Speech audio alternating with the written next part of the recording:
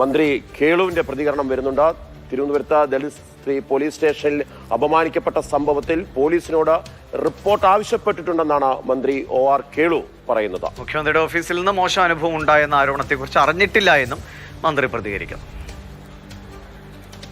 മന്ത്രി എന്ന നിലയ്ക്ക് ആ റിപ്പോർട്ട് നമ്മൾ പോലീസ് ഡിപ്പാർട്ട്മെന്റിനോട് ചോദിക്കും. ഡിപ്പാർട്ട്മെന്റ് തലത്തിൽ ഒരു അന്വേഷണം നടത്തുകയും ചെയ്യും. ഈ മിനിസ്റ്ററുടെ PS അങ്ങനെ പെരുമാറിയെന്ന് എനിക്കറിയത്തില്ല.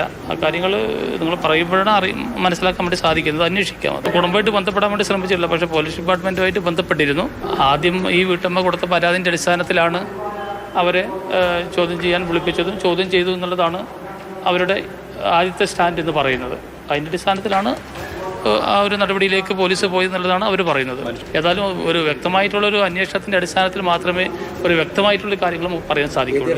അപ്പോൾ അതിൻ്റെ ഒരു നിജസ്ഥിതി നമുക്ക് പുറത്തു കൊണ്ടുവരേണ്ടത് വളരെ പ്രധാനപ്പെട്ട ഒരു കാര്യം തന്നെയാണ്.